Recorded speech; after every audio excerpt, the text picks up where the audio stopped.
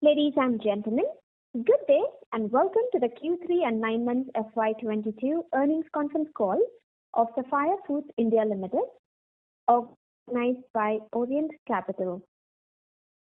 As a reminder, all participant lines will be in the listen-only mode, and there will be an opportunity for you to ask questions after the presentation concludes. Should you need assistance during the conference call, please signal an operator by pressing star then 0 on your touchtone phone. Please note that this conference is being recorded.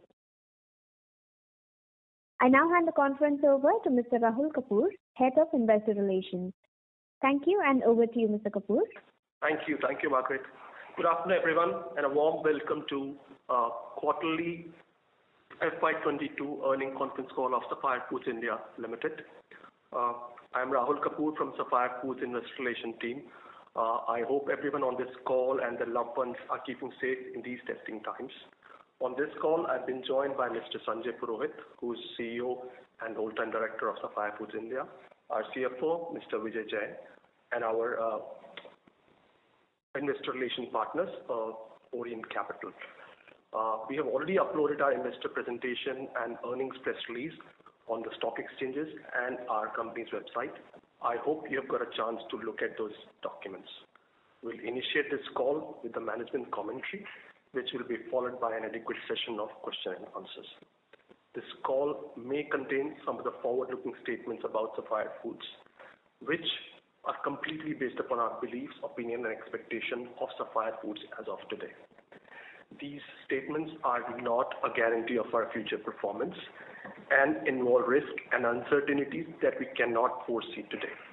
With this, I'll hand over the call to both Sanjay and Vijay so that they could enlighten us with our Q3 highlights and some of our recent achievements. Thank you. Here you go, Sanjay and Vijay. Good afternoon, everybody. My name is Sanjay Purohit, and first, thank you for attending our first investor conference call to announce our financial results post the public listing of Sapphire Foods in November 21. I'd like to thank all our investors and stakeholders for supporting the company during the IPO process, and we look forward to a really long and productive relationship. And our shareholders include some marquee names, foreign institutional investors, insurance companies, mutual funds, domestic financial institutions. We are very grateful to all of you all. We've delivered our best ever performance in Q3 of FY22, and this is a reflection of the Sapphire story that I'll reiterate in a little while. During the financial year, we have continued to bear the brunt of COVID-19 disruptions. While consumer sentiment has always been very positive and buoyant and improving, our operating conditions have fluctuated between Q1, Q2, and Q3. However, we've been able to build an operational framework to minimize our downsides and then recover quickly as our business environment improves. And really so has been the case in Q3 FY22. If I look at the last 8 quarters since the start of the COVID-19 pandemic in Q4 FY20 in March, this quarter has seen actually the least number of operational disruptions relatively. So while our delivery sales has continued to grow, our dine-in sales have recovered, albeit still at a 75 to 80% of pre-COVID FY20 levels. And as a result, our omni-channel strategy and the business has had its best ever quarter. So I'm really happy to say that we've delivered our highest ever quarterly sales, our highest ever quarterly EBITDA margin, our highest ever PAT numbers, and finally we have opened more stores than ever before. As we speak, I think the third wave of COVID pandemic has again resulted in some disruption starting end of December, and our operating hours in January and February and some channels have got somewhat disrupted. But I must strongly emphasize here that I believe in the resilience that Sapphire Foods has managed to build. The long-term prospects of the QSR industry are very positive, and we are confident to be able to mitigate any risks and delivered continued consistent results. I'll move on to, before I talk about the results, I'll just reiterate the Sapphire story, and I'm on slide number 5. We operate restaurants of two of the largest global brands, Kfc and Pizza Hut, and in our short operating history, we've been able to build substantial scale in operations and in profitability, and we are among the top 3 QSR operators today. We are a restaurant operator, and we pride ourselves on our execution mindset, exceptional customer experience, and back-end operational capabilities to aid the smooth running of our stores. You've heard me say this before, but we believe in an omni-channel restaurant. What do I mean by this? An omni-channel restaurant is optimized for the best customer experience across dine-in, takeaway, and delivery channels. And we think that this is the only way to make most efficient use of our store assets. Our value-based culture is our strength, allied with our experienced leadership and our management team and our board of directors. And finally, we've built ourselves to be a platform play restaurant operator. And therefore, we've got the necessary requisite capital and the capability to grow both organically and inorganically. Let me move to the consolidated financial summary. In Q3 of FY22, our restaurant sales was 505 crores, up 52% over the previous year.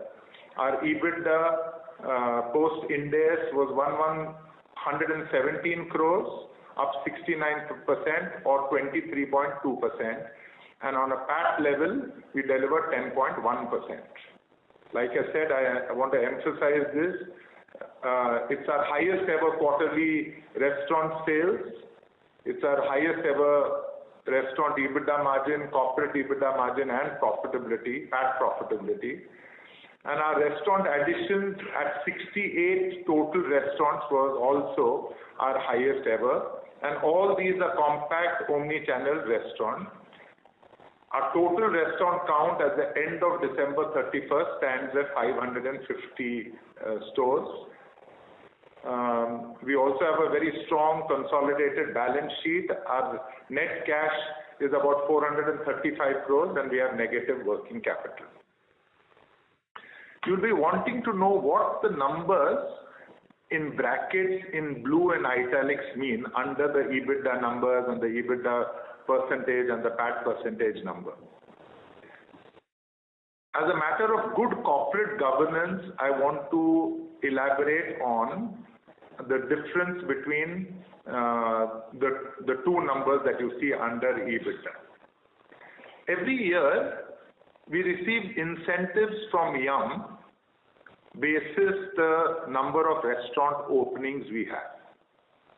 This year, due to COVID disruptions, we've received higher number of incentives. As we go forward, these incentives will normalize. And while in this quarter, we have indeed delivered an EBITDA of 23.2%, if we normalize for the incentive going forward, the EBITDA number would have been 21.5%. I want to reiterate, the numbers in black are actually what we have delivered. The numbers in brackets are normalized for the higher incentives that we have received in this quarter. Moving on to the next slide, which is slide number 8. This gives us a very quick snapshot of our current presence. Like I said, 550 restaurants. 250 KFCs in India, 209 Pizza Huts in India, and 89 Pizza Hut Taco Bell in Sri Lanka and in Maldives. Let me request Vijay Jain, who is our CFO, to take us through the specific financial highlights. Good evening, everyone. Hi, I am Vijay Jain. I will cover consolidated financial highlights from slide 9 onwards. We delivered highest ever restaurant sales in quarter 3 of this financial year at 505 crore, up by 52%. Our gross margin dropped by 40 basis points, still higher than pre-COVID level, and we'll deep dive into each of the businesses to understand this number better. We delivered highest ever restaurant EBITDA at 21.9%, up by 470 basis points. And if you normalize for additional incentive, it's at 20.2%. This is reflection of the performance of each of our businesses. KFC India has delivered highest ever restaurant margin, so is Pizza Hut India, and so has our Sri Lanka Pizza Hut business. And the culmination of all three is what is reflected at a consolidated level in highest ever restaurant EBITDA. Our company adjusted EBITDA, by adjusted EBITDA we mean adjusted for Ind AS 116 lease accounting. So after you consider lease expenses under expense line, we have again delivered highest ever corporate adjusted EBITDA at 16.3%, up by 600 basis points. And if you normalize for the additional incentives, it's at 14.6%, still a very healthy and highest ever number. I would like to bring attention to ESOP impact. Our ESOP impact in quarter 3 was 0.3%. And on the right side of the slide, which are the 9 monthly numbers, you can see the ESOP impact was 2.7%. This is a result of impact which we took in quarter 2, where there was a big chunk of ESOPs which got vested. As a result, the impact on a YTD basis is high at 2.7%. Moving on to the next slide, slide 11, we delivered highest ever company EBITDA, 23.2%, up by 240 basis points. And the normalized company EBITDA is 21.5% after allowing for the incentives. Profit after tax, and some of you would remember the guidance which we gave. We said we'll be PAT profitable in quarter 3. Not only we have delivered PAT profitability, we have delivered highest ever PAT profitability at 10.1%, up by 920 basis points. And if you normalize, it's 8.4%. And not just for the quarter, if you look on YTD basis, 9-month basis, we have turned PAT profitable. So this is a big milestone in the history of Sapphire, where we have turned PAT profitable. Over to you, Sanjay. So let me just talk to you about the individual brands and how they've recovered. So KFC India has had a really good quarter. From an SSSG perspective, over last year we are about 29% over FY21, and that's really, if you look at the channel recovery rates, and here we are looking at versus FY20, slide 14. Yeah, this is slide number 14. Our delivery sales continues to improve, and now we are at nearly double the levels of pre-COVID. Our takeaway has come back to pre-COVID levels, and dine-in certainly improved, but it's still a little way off from our pre-COVID levels. I've got full confidence that as our operating hours and our channels come back to normal, dine-in will come back strongly. In fact, in the first 2 weeks of December, we had really strong dine-in sales, and then last week, perhaps of December, again, when restrictions were imposed, dine-in had gone down. So, what's working for the brand? First of all, the brand aims to build and expand on mainstream occasions of consumption, and therefore the Aaj Ka Special campaign, trying to get KFC, part of home, has really worked. Also, our entry-level price points, as you can see, the value burgers starting from 69 vegetarian, 79 chicken, have also worked really well. We've had strong digital activation, And then let me move to slide number 17, where we're really excited with this operational initiative of the 7-minute express pickup. This we believe will unlock a new opportunity for the brand. And the simple consumer insight here is that as a result of delivering quicker service, waiting times are reduced, and this fosters greater affinity towards the brand. And today, it's been about 2 to 3 months since we have launched this initiative. We are already having a success rate of over 95% in being able to meet the 7-minute pickup, for dine-in and takeaway consumers. So this is working really well. We've got a few pictures of our new restaurant launches, and really we've tried to give you a mix of the kind of restaurants that we are opening. So KFC Tirupur and Ooty are first time cities where we are seeing KFC for the first time, so they are new city launches. KFC Belapur is our attempt at really densifying Mumbai metropolitan area. So this is a really nice store that has come up in the CBD Belapur area, and we would have perhaps a store about 1.5 kilometers, 2 kilometers in the Seawoods Mall. And then finally Salem is where we have started. Our first store had done really well. We have been operating it for many years, and now we've opened a second store and perhaps a third store quite quickly. Moving to slide 19, Kfc Financial Performance. In terms of SSSG, we have delivered 29% for the quarter.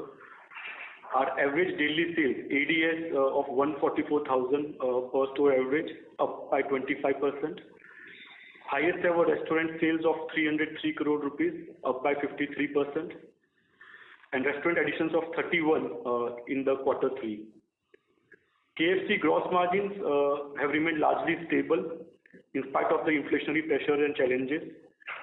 And restaurant EBITDA, we have delivered highest ever at 22.5%. This has been possible on account of two things.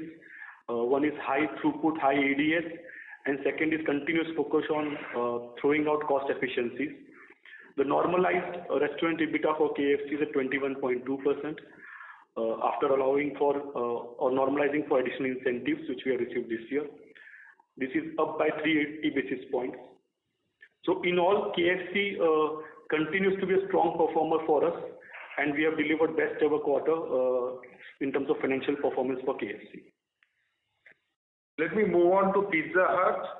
Pizza Hut Sapphire also has had a really good quarter.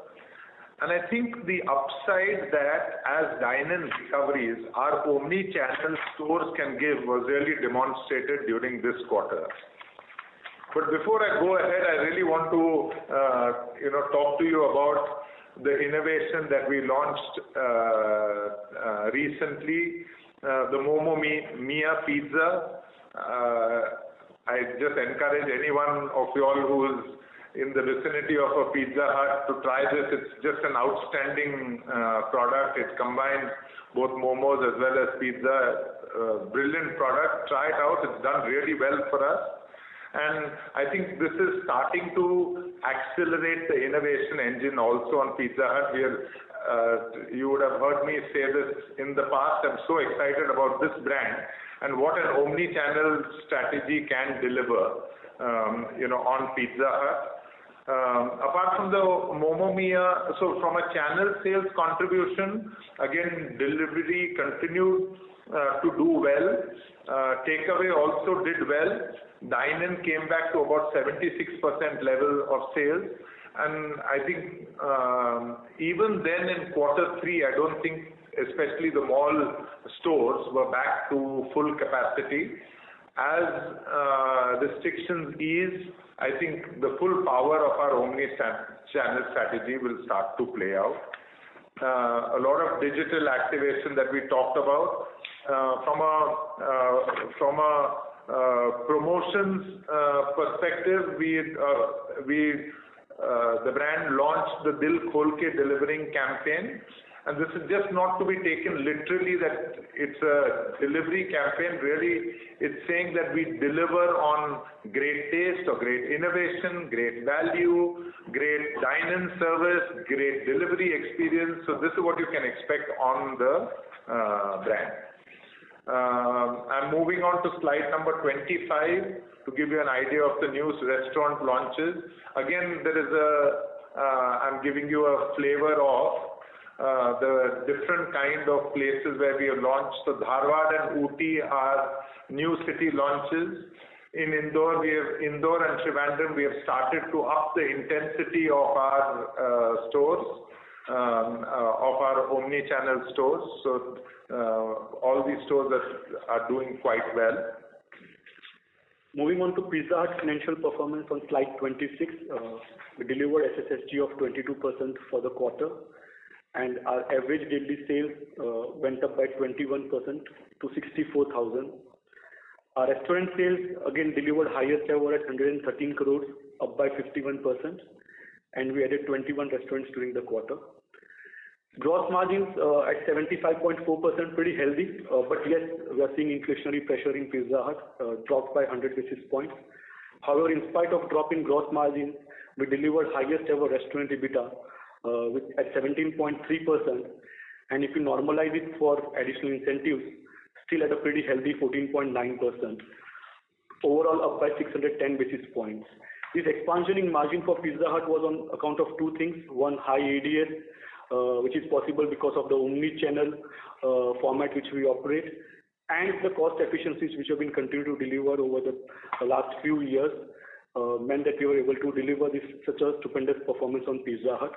And again, here I would like to reiterate the Pizza Hut story. We have been telling that Pizza Hut is a story of a turnaround, and I would like to reiterate the key pillars on which the Pizza Hut story is based. The first part was the dining experience. We want to retain the dining experience because that's the distinctive identity of the dining experience of Pizza Hut, combined with the competitive value which we offer. And now we are comparable with anybody out there in the market in terms of our pricing, our value strategy, along with omni-channel strategy where you optimize and sweat the sets across all the three channels. And along with our partners meant that we have now improved our delivery significantly. From 30-odd%, now it's around 50-odd% for us. Compact size of the stores, so from a 2,500 square feet stores, what we're opening is 1,200 square feet stores, down by 50%. And the cost efficiencies means that we have a complete turnaround model for Pizza Hut. And while you see the normalized EBITDA at 14.9%, the omni-channel stores which we have been adding, the compact omni-channel stores which we have been adding since April 19, the entire bucket, and I'm not picking and choosing few stores, the entire bucket is delivering margins in high teens for us. So we are super excited about the Pizza Hut prospects going forward. Moving on to the Sri Lanka business, I must say the country has gone through quite turbulent times, including shortages on foreign exchange and some amount of inflation. But our business there has done just exceptionally well. We continue to be the largest QSR chain in Sri Lanka. Pizza Hut operates an omni-channel format there, and again, this is something that I've said in the past also. Our recovery, so delivery does well, takeaway has done exceptionally well at 172% as compared to FY20, and dine-in there also is slowly recovering, is at about 75% of pre-COVID levels. Great new products launched, the Sri Lankan spicy chicken, popcorn veggie, the Choco Mallow, desert pizza. Our digital activation is strong. We've launched new restaurants, highest number of restaurants also, new restaurants we've launched in Sri Lanka. So the Sri Lanka business also is growing very healthily. I think the interesting part here is we were at 2 Taco Bell restaurants for a long period of time. The Taco Bell model also seems to be improving there, and now we are at 5 Taco Bell restaurants. So we've opened, we've opened 3 of them. Moving to slide 33, Sri Lanka Business financial performance. Our SSSG there was super high, 40% for the quarter. ADS grew by 24% at 121,000 rupees in quarter 3. Restaurant sales highest ever again in the quarter at 86 crore rupees, up by 51% quarter on quarter. And as Sanjay said, we added highest ever number of restaurants, 16 in the quarter in Sri Lanka Business. Moving on to the next slide, gross margins. Despite the inflationary pressure, we were able to improve the gross margins by 40 basis points and delivered highest ever restaurant EBITDA at 26.4%. And if you normalize for additional incentives, still very high at 23.9%. Overall, the margins were up by 620 basis points for the quarter. So in a nutshell, Sri Lanka continues to be a rockstar performer for us year after year. Have gone through several challenges over the last 3 years, be it political turmoil, bomb blast, COVID, now Forex. But we have come through it more stronger than ever and more profitable than ever. Let me give you a quick brief on some of the other initiatives that are happening around the organization. We've got a strong ESG agenda, which you can see on slide number 36, you can see that. But I'm going to talk to you about a few of them. What I said, one of the pillars of the Sapphire story is our value-based culture. This year, Sapphire India participated for the first time in the Great Place to Work survey, and we've got certified as a Great Place to Work. They tell me that only 20% of all companies who participate in the for the first time get certified, as a Great Place to Work. So we're quite happy with the outcomes here. Our Sri Lanka Business continues to be in the 40 best great places to work in Sri Lanka for the 7th consecutive year. One of the Sapphire values we espouse is that of accountability or personal ownership. If I move on to slide number 38, this ownership we've tried to cultivate as a mindset, but we've also been able to convert it into reality. And when we've issued ESOPs to about 1,000 employees, including our restaurant managers and our subsidiaries, both at the corporate level as well as the restaurant managers here. It's quite quite unique and different, at least in the industries that we operate in. Our diversity and inclusiveness agenda again is strong. We've got about 150 specially abled employees across both brands. Economic Times recognized Sapphire as the best workplace for women. And we've now got we've got our first all women restaurant at Kfc R City Mall in Mumbai. That's the story. Again, in the end, I just must repeat how excited I am about the future. We are a public listed company. The whole QSR industry is seeing very good growth.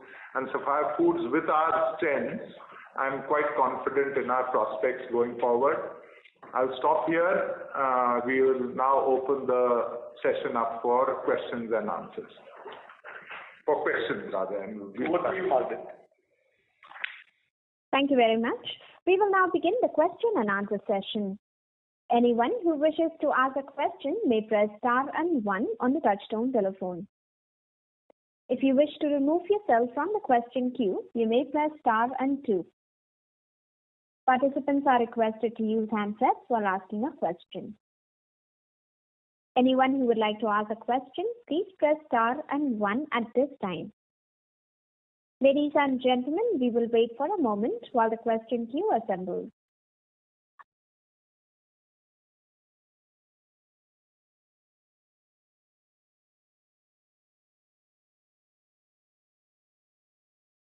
The first question is from the line of Percy Panthaki from IIFL. Please go ahead. Hi, good evening everyone. Am I audible? Very audible, Percy. How are you? I'm fine, thank you. Apologies for the noise here. There's some construction going on. My first question is on trying to understand your seasonality. So both on the top line as well as the margins. So firstly, on the top line, could you give me an idea in a normal year, first of all? Let's forget all the COVID disruptions in a normalized year. The Q3 ADS would be what percentage higher than the annual ADS? And similarly, the Q3 EBITDA margin would be how many basis points higher than the annualized EBITDA margin? Thanks, Percy, for the question. So again, very difficult to put an exact number to it, considering that quarter 3 is full of festivities and it depends when the Navratra starts. The Shraddh starts in quarter 2. At times it falls in quarter 2. At times it falls in quarter 3. It ends again with the Christmas. Again, this year by Christmas, there was a COVID wave 3 impact. So it's very difficult to put the exact number to it. But typically, quarter 3 revenue would form anywhere between 25 to 28% of our overall revenue. In terms of EBITDA margins, they range anywhere between 100 to 200 basis points higher for quarter 3. This would be in line with the industry practices. I think industry would also observe a similar trend. But very difficult to put whether this quarter was higher by that amount or not due to several restrictions on account of COVID and the impact which we had on last 15 days of December. Very pleased to note that margins have climbed up very, very respectively. In fact, in KFC, your restaurant operating margin is now in excess of 20%. So just wanted to understand whether, is there any upside to these margins? Of course, seasonally adjusted, but is there any upside to these margins, or you would be comfortable with these margins at this level now? So Percy, again, as the organization, if you see our last 2 years track record or 3 years track record when we came out during the IPO, every year we have been able to generate margin upsides both in KFC, Pizza Hut at a corporate level, year after year. In fact, the margin expansion which we have delivered over last 2 years has been highest ever by any player in the industry. But putting any specific number to a particular brand, I think would be very difficult. All we can say is that we continue to really work on the programs internally, very strong programs on delivering margin efficiencies. As we move forward, we'll continue to see higher margin growth and EBITDA growth compared to revenue growth. Okay. And if I just... Yeah, Percy, sorry, please continue. I guess at the stage that we are in, KFC is doing really well, really strongly. 6 years ago, this was in the markets that we handled. So when we acquired this business, this was delivering 6%. This is the kind of growth that we have seen over the last 6 years, or we have delivered here. If you ask me, I'd rather push for growth at this stage rather than, and then margins will accrue as a result of our economies of scale and as a result of our expansion. So if I just ask the question slightly differently, rather than focusing on the margin, let's focus on the inputs. In the last 2-3 years, you've made some specific changes in terms of the restaurant size, full-time versus part-time employees, etc., etc. Now, all these initiatives are already in place. Are there any other initiatives which have not been rolled out to all stores, or any initiatives which you have just thought about and yet to implement, which could be margin drivers in the future? So, Percy, in fact, one thing I would like to highlight is about our internal program, which we call it as Pace Setter program. A very simple but difficult to execute program. Here we bucket the stores basis their revenue. A similar revenue stores are getting bucketed. So a bucket of 10 stores or 20 stores with a similar revenue.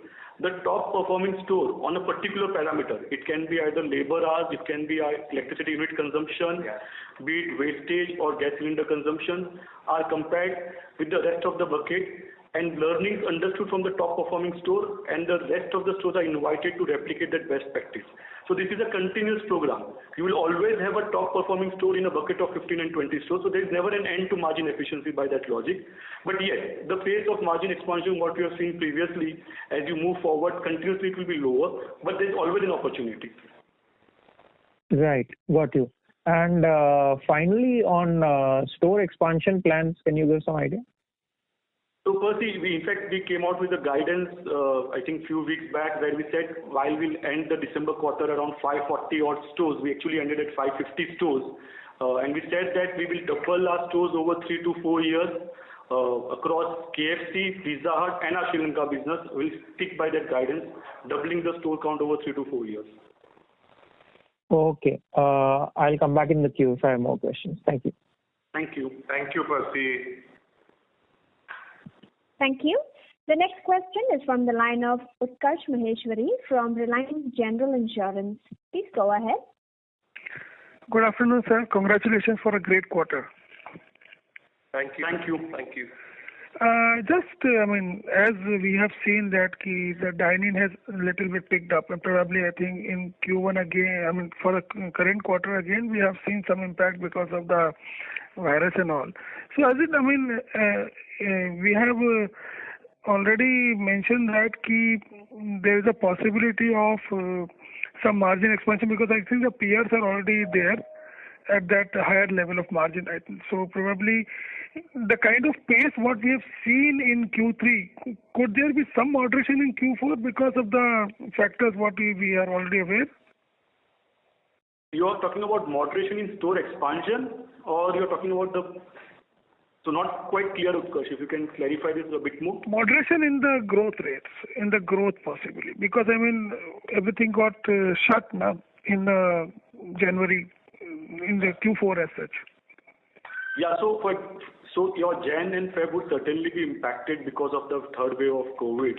Having said that, as Sanjay said in the opening remarks, that our business is resilient enough to take those strides, and within our strides, quarter one was impacted, quarter two was just thereabout. The moment the restrictions go away, the ability of our business and our company to bounce back is reflected in quarter three results. So you will have quarters up and down, but we'll focus on the long-term strategy. Yes, of course, Jan and Feb is impacted. What we're already seeing from Feb second week onwards, that things have started coming back positively for us across all the channels. Okay.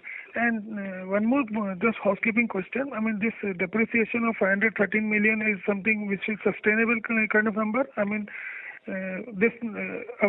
Though we are expanding, but we are expanding on a store which is on a smaller size. So that's why I think the depreciation number for last year and 9 months and this year 9 months are almost similar kind of thing. So is it fair to just add up a little bit more on this for computing our computations? So again, depreciation, the way the Ind AS 116 accounting happens, actually the depreciation is combination of the depreciation on the capex and ROU, yeah. So a reflection of the lease amount over there. So in terms of a percentage to revenue, I think we are quite comfortable where it lies. Yes, at times the percentage would look lower in a quarter where the revenue is high, but there or thereabouts is the range we are comfortable with. Okay, fair point. Thanks a lot, sir. Thank you, Utkarsh. Thank you. Ladies and gentlemen, you may press star and 1 to ask a question at this time. The next question is from the line of Jay Kumar Doshi from Kotak Securities. Please go ahead. Yeah. Hi, good afternoon. Congratulations for a very good set of numbers, and thank you for very detailed disclosures. We hope you will continue this, going forward as well. Just one quick question. I didn't fully understand this. What is the normalized level of incentive? Now, as per my understanding, you have certain sort of milestone-based incentive arrangement with Yum, and you've exceeded those milestones in terms of store openings, so you got those benefits this year. Now, if you continue to add, similar number of stores next year and year after as well, do these incentives continue, or these were one time in nature, only pertaining to this year?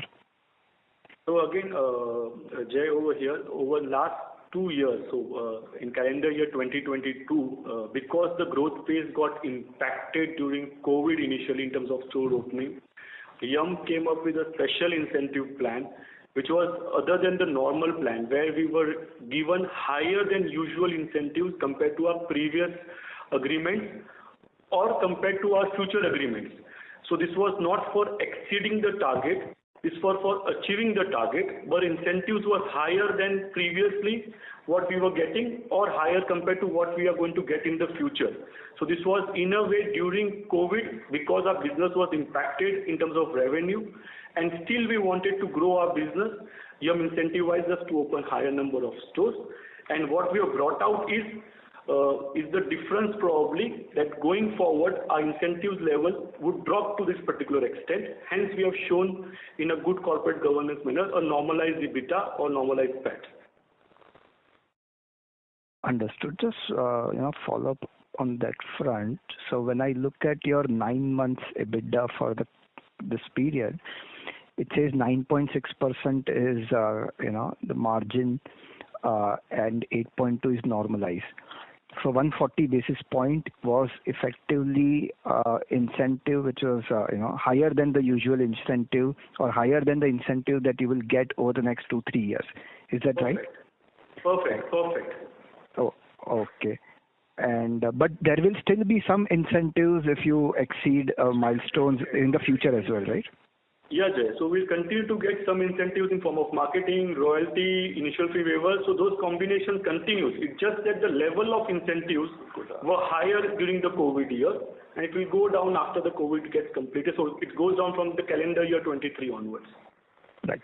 From all practical purposes, we should be looking at 14.6% margin in this quarter. And like you mentioned, that margin has a little bit of benefit of seasonality. Very difficult to call out that. But normalized margins, if you were to look at normalized margins with normalized incentives from a full year perspective, it is slightly lower than, will be lower than 14.6. I would love if you see a 16.3. We have delivered that actually. A lot of hard work into that, Jay. But yes, if from a modeling point of view, you are looking at, probably yes. No, thank you for calling this out as well, again from a disclosure perspective. Thank you so much and all the best. Thanks, Jay. Thank you, Jay. Thank you. The next question is from the line of Vicky Punjabi from UTI Mutual Fund. Please go ahead. Hi, thanks for taking my question, sir. I was just looking at the Pizza Hut performance, and when I look at it on a per store basis, I see that and I compare it to say on the pre-pandemic December quarter, which is December 19 quarter, I see that the SG&A per store has, at least is marginally lower. I mean, it used to be around 3.5 million. It's down to around 3.3 million. And revenue per store is higher by 16%. So, at 5.4 million. So I just wanted to understand, one is the fact that the fall in this SG&A per store, and again, I am actually using the incentive adjusted. So not completely clear, so we're missing some words in between. You can go again. And is there a slide that you are referring to, Vicky? Because it'll be nice to just know the slide that you are referring to. Okay, no, so I was just, for Pizza Hut, I was just comparing your gross margin versus an EBITDA margin and just taking the balance as the SG&A. So, versus, say for 3Q FY22, your gross margin is 75.4%, and I think EBITDA margin net of incentives is at around 14.9%.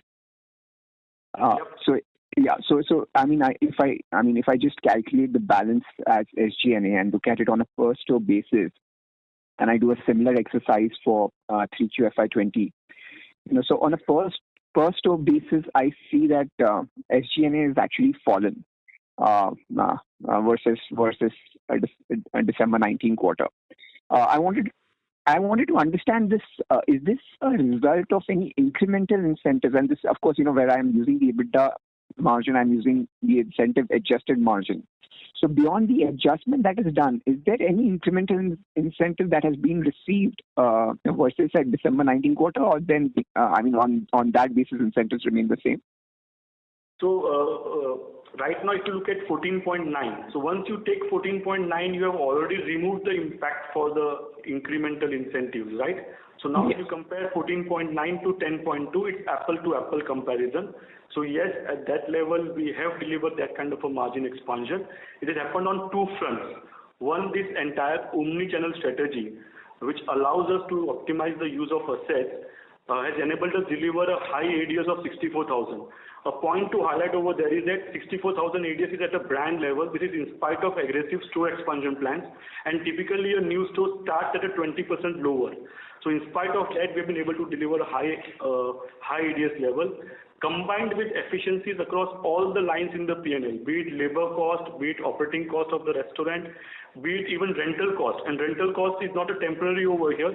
The rental cost efficiencies which we have brought about because of the reduction in the size of the stores, which is from a 2,500 square feet stores to 1,200 square feet stores. And as we keep adding more and more of those stores, your rental as a percentage of sales continues to drop. So that's the reason why we are seeing such a huge margin expansion in Pizza Hut. I think here we just got to keep in mind, we are still not happy with, we are still not at the full potential of dine-in. So dine-in has still come back to only 75% levels, and it's just the operational issues faced that has resulted in dine-in coming back. Once there are restrictions, there are markets where there have been no restrictions and dine-in has actually come back very, very strongly. So I just want to keep that also in mind, Vicky. Sure, thanks. So this is the other part of my question. I think Vijay answered it partly.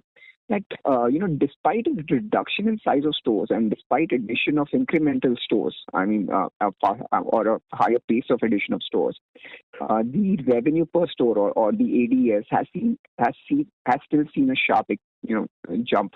And what are the factors actually that's helping? Is it largely omni-channel and delivery taking off, or are there something else? Because ideally, a reduction of store size, as well as incremental store addition should have actually impacted the throughputs per store. Yeah. So let me take that, Vicky. So I think our stores in the past were oversized. There have been, we have economized or we have optimized the store size back end also and in the front end. Front end today, a 1,200 square foot store delivers about 50 seats, which is optimal for us. Again, you've heard me say this, Vicky, and I've used this example, as this is one example. Our Powai store used to have 4,000 square foot, 20 lakhs of rentals. We closed it down in 2015. We opened a 1,377 square foot store, 55 covers. That today does about 45 lakh sales, but it does equally from dine-in, delivery and takeaway. I think this is the power of the omni-channel business, that we are able to deliver the same level of sales because all three channels are optimized.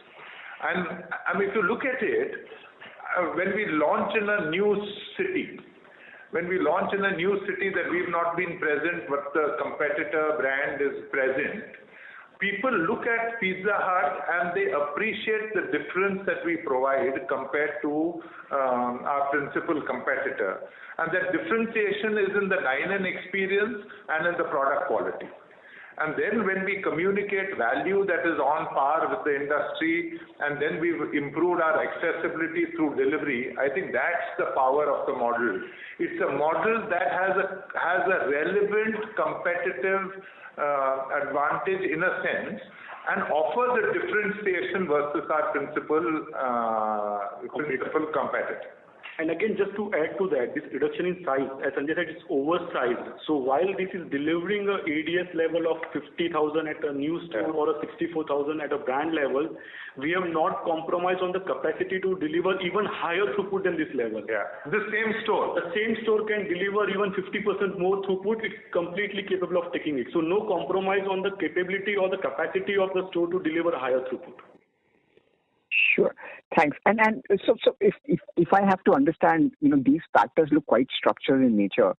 I remember, during the times of the IPO, the margin guidance being 10 to 11%, and that was one of the factors to that was the fact that the incremental or the higher pace of storage addition could really possibly impact the core margin because the newer store started at a lower level in terms of revenue.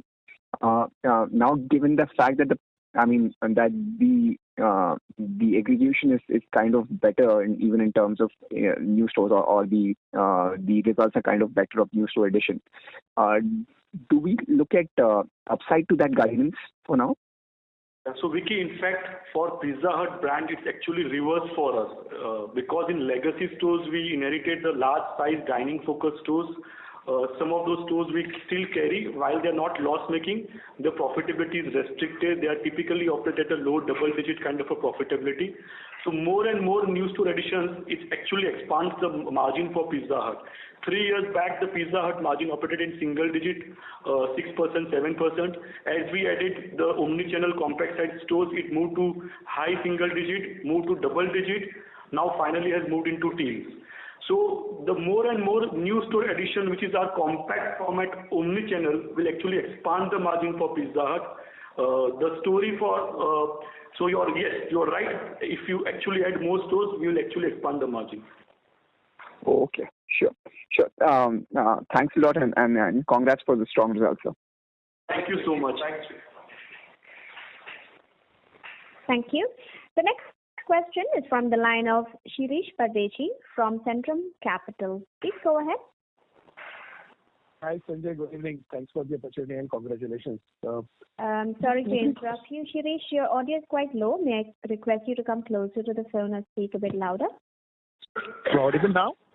Yes, better, Shirish. How are you? Hi, Sanjay. Good evening. Thanks for the opportunity. Congratulations. There are 2-3 things which I wanted to have a clarification. When I look at your store count last year versus this year, December, we've added 125 stores. While we also see there is a heightened focus by the competition and there is a whole consolidation happening in the front end. Do you think this store guidance, what you have said, doubling the stores in next 2-3 years, you will fast forward in next, say, 2 to 3 quarters? No, so we have said we will double the store count in 3 to 4 years. We hold that. We hold that, Shirish. So again, we clarify, not 2 to 3. We are saying 3 to 4 years over here, and then again, the current year pace of expansion demonstrates that particular ability. So if you see how many stores are opened in current year, if you're able to do that continuously with slight amount of acceleration on that current level, we should reach there easily. I got that. What I wanted to understand now, your balance sheet is also healthy, and if there is a market opportunity, is there a thought process which you will fast forward this? And a related question on that: when we open a store, at any given point of time, how many stores or locations we have in mind, and we work parallelly? So again, yes, nothing stops us from fast forwarding, or nothing stops us probably even, in fact, it requires slowing down. So, and this has been the way of Sapphire way of operating. Initially, if you see over last 3 or 4 years, before we got the model right, the economic model right, the payback right, we were slow in our expansion. Nothing stopped us from expanding then, but we said we will have to have a profitable growth. Now that we are comfortable with both the models, with the payback of 3.5 years kind of for Pizza Hut and KFC, we are comfortable with that model, and we have increased the pace of expansion.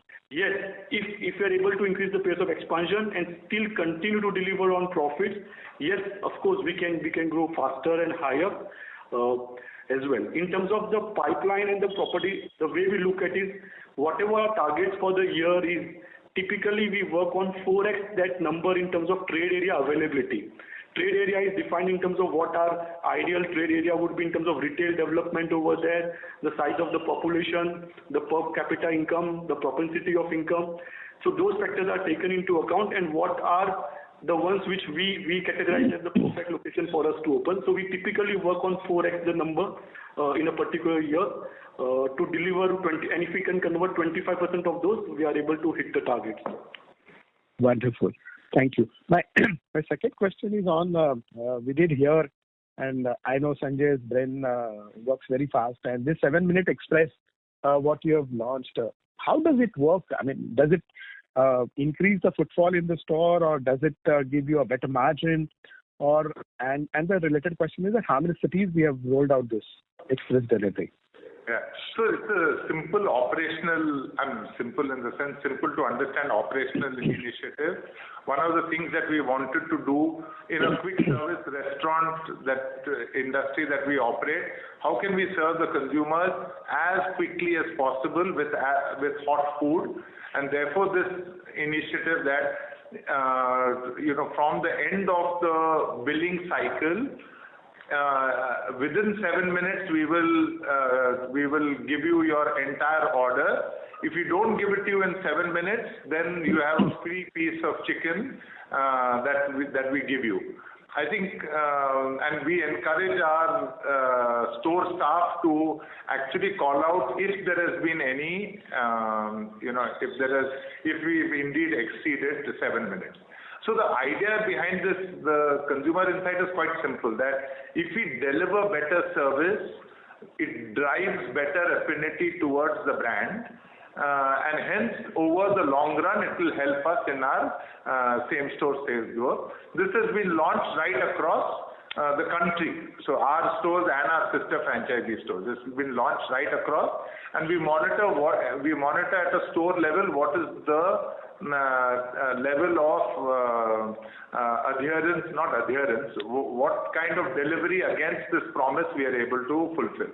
And this is completely technology enabled, so that the 7 minute is not somebody's view or opinion. This is completely technology driven end to end, and it is but rolled out pan India across all our territories.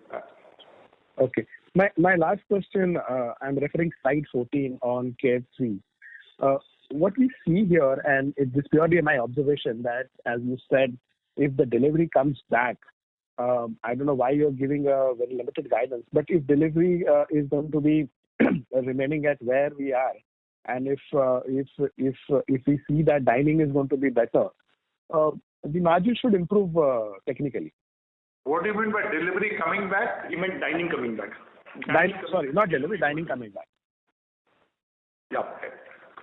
Yeah. So what is exactly the question? So you are saying dining holds back, the delivery holds back, and dining comes back strongly. So what are you referring to or inferring to? I'm saying with dining coming back, with pre-COVID level, we were at almost 61%. And once things normalize, and I'm sure when mobility improves, dining will also improve. Now, if dining hypothetically comes or exceeds 60%, then technically your margin should improve from this level. Yeah, so the first way to look that would be not to look in terms of mix percentage. So mix is always a function of how each channel performs. So right now the way to look at it is dining is at 80%. Yes, you are right. If this 80% goes back to pre-COVID levels, or it starts overachieving compared to pre-COVID levels, and we hold on to the delivery and dining, yes, there is a possibility of higher margin and throughput, but we'll not like to get into those specific numbers over here. But yes, that possibility. I'm not arguing on that. My personal experience that when we do dine in, the ticket size goes up, there is a mix also improves drastically, while takeaway is a very limited option. So ticket price doesn't go up. What happens is that we save on the delivery cost, so dining as a channel is more profitable, and that's the reason the entire bullishness and excitement we have on the omni-channel side. So yes, you're right. If the dining comes back fully and we hold on to the delivery and takeaway, yes, the margins will expand. Thank you. I would request Mr. Pardeshi to rejoin the queue for follow-up question, as there are several others waiting for their turn as well. Thank you. The next question is from the line of Runjhun Jain from Nirmal Bang. Sorry, we lost your line. We'll move to the next question, which is from the line of Ankita Baheti from NewQuest. Please go ahead. Hi, thanks. Thanks. Also, first up, I think is not very clear. Can you please speak on the handset mode? There's an echo from your line. Right, is this better? No, ma'am. Please come on the handset mode and ask your question. Thank you. Got it. First up, I think congratulations to both Sanjay and Vijay for a really great quarter. I essentially have two questions. First, I think around Pizza Hut, and apologies if this has already been.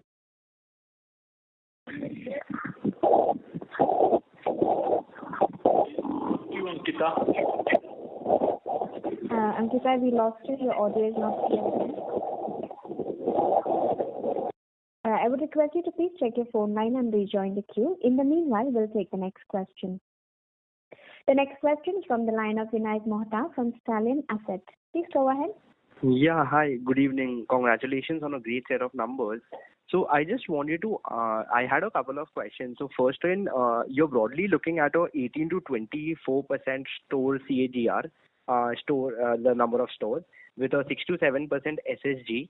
So can we assume that you have the potential to grow at the rate of 25 to 30% for the next 3 to 4 years while you're able to maintain the 8 to 10% PAT margins, assuming the incentive cost and certain amount of margin expansion that might come through, assuming that the dine-in recovers to pre-COVID levels from the current 70-80%? Again, previously we have said, and we'll reiterate that as a management, as a company, we would be comfortable with a 25% CAGR on a revenue over a 3 to 4 years horizon. Yes, there could be years where we deliver maybe even 40% CAGR, but there could be a year with a 15% as well. So a 3-year, 4-year horizon with a 25% CAGR would be reasonable to assume. And at the same time, while I'll not comment on the PAT specifically, but at a EBITDA level, we would love to go faster through margin efficiency. So that should be in the range of 30 to 35% growth CAGR for EBITDA over 3 to 4 years. Understood. So on this front, right now, after a very long time, you've got the unit economics right on both the brands. So just wanted to understand what is the kind of risks that you see to these, unit economics that you have built in. And also just wanted to add to this that can you also just explain once on the geographical diversification like bifurcation when it comes to you and your sister brand? Because in general, you've seen that there's a relative advantage in opening an omni-channel store, and there are certain advantages in opening a delivery store as well. So how do you plan on, given that you have relatively limited access to the geographical location, how do you plan on to getting the better of your sister brand in that sense, I would say? So on first part, that getting the unit economics right is, again, probably you would have seen in the quarter 3 results, because this is the one quarter where we have seen the least amount of COVID disruptions, and previously we have not been publishing quarterly numbers, and all our numbers got probably kind of diluted when you report the annual numbers during the RHP and DRHP. So this is not the current quarter phenomena in a way. We brought it out even previously that H2 of last year, Q3 and Q4, we hit really good numbers on KFC as well as Pizza Hut. And so was the case even during quarter 2 of this year and now in quarter 3. So yes, the improvements are sustainable, and again, the journey has not been just over the last 12 months, the journey has been over the last 24 to 30 months, where slowly we have been chipping at every 200, 300 basis points almost every year to get the model in place. So it's not just a quarter phenomenon. On the second part of the query, that how do you align in terms of the geographical distribution? If you actually go to slide number 8, that gives you the current geography where we operate. So in KFC, there is a clear distinction. We operate in 10 states. Those are clear and distinct from what the other sister franchisees operate. These 10 states contribute roughly 56% of India's GDP. In Pizza Hut, there are 2 formats. Omni-channel format, we operate in 11 states. It's a clear and distinct rights which we have. These 11 states, they contribute 57% of India's GDP.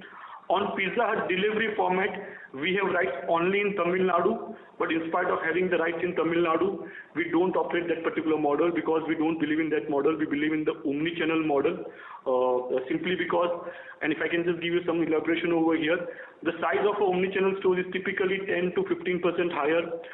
It leads to maybe a 20% higher capex, but it delivers a 30% higher ADS levels, which gives us the potential to deliver even higher profitability.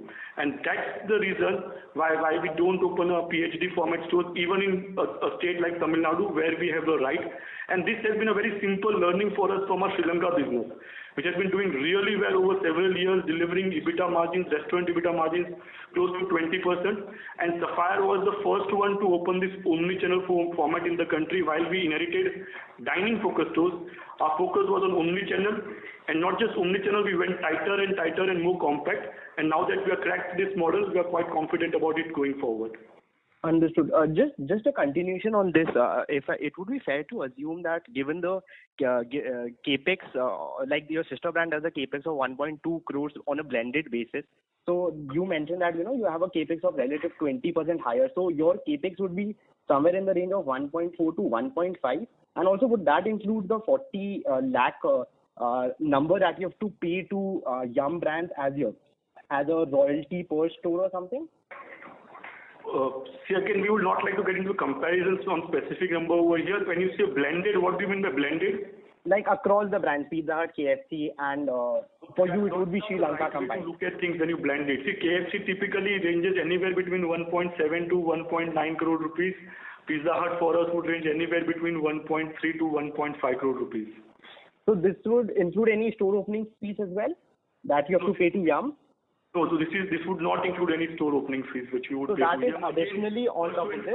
Again, so just to add clarification to that, so while this will not include any store opening fees which we pay to Yum, pursuant to our development agreements, there would be partial or full waivers on initial fees as well.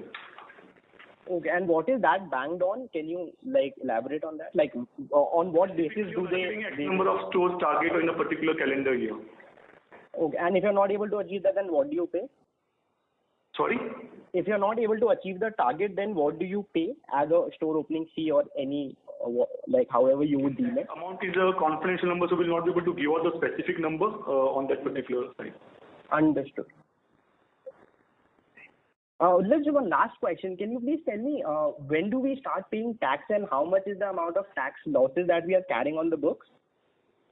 See, we have enough and more tax losses on the book, both from a depreciation loss point of view and the business loss point of view. And depreciation loss would be available to us on a perpetual basis. The business loss would be on a basis for next 7 years from the year when you incur those losses. We don't expect to pay the taxes maybe a year later on a MAT, but again MAT is adjustable. So in a real tax sense, may not be for next 3 to 4 years. Understood. Great. Thank you so much for all the clarifications and all the best. Thank you so much. Thank you. The next question is from the line of Ankita Baheti from New Quest. Please go ahead. Thank you. We lost you. Yeah. Apologies about that. So first up, congratulations on a great quarter. I think my limited question was on Pizza Hut. You mentioned that you've rolled out omni-channel successfully in a couple of stores, most of your stores since 2019, and on a blended basis, your ADS is at 64. So just if I had to understand, if you have a broad estimate of where your omni-channel focused stores are operating at, I'm assuming their ADS is possibly higher than 64. So just in terms of potential, where do you think that this can ideally reach if you were doing omni-channel across, say, for example, Pizza Hut? Yeah, so on a 64 basis, I would say that the spread would be perhaps plus 10-15% here and there. That's it. Got it. And so essentially you're saying that some of your omni-channel stores might be closer to, say, 70-75 also. No, so our oldest stores, from a revenue perspective, actually even 10-15% is too high. Might be perhaps 7 to 8% higher. But because of their size, their profitability is slightly lower. I would say that the omni-channel stores are also delivering 64 or thereabouts. So the impact is not because of omni-channel or large size. The impact when you see a lower ADS is because of the stage in which the store is, So typically when you open a new store, it starts at 20% lower than the brand average. That's what we are seeing. And over a 2 or 3 period time, it comes to the brand average level. But again, the brand average increases by then because you continue to see SSG even in old stores. So that's the way to look at it. There is no distinction between an old store or an omni-channel store in terms of its ability to deliver the throughput. If an omni-channel store is mature enough, it will deliver the brand average. Understand. No, that's helpful. That's a limited question from my side. Thank you. I think we have the last 2 questions to go. Yeah. Margaret? So should we proceed with those, sir? Yeah, the last 2 questions we'll take. Thank you. The next question is from the line of Srinivas from Rockford Consultancy. Please go ahead. Congratulations, sir, for excellent set of numbers. I have only one question. What is your store expansion plan in Tier 2 and Tier 3 cities? And what would be the payback period in those? Yeah, I think the specific numbers I would not have at this moment, Srinivas, but I'll just give you a broad overview of how we look at expansion. Expansion occurs in three buckets. In the largest cities, for example, Mumbai or Delhi or Chennai, we are increasing the density of stores. So if I look at perhaps a couple of years ago, the gap between a store would have been 7-8 kilometers. That is starting to shrink. It might be 3 to 4 kilometers, and in some cases even less. So there is increased density in the largest cities. In the Tier 2 and Tier 3 cities, where the first store has done very well, we've opened a second, and if the second store also does well, we open a third and fourth.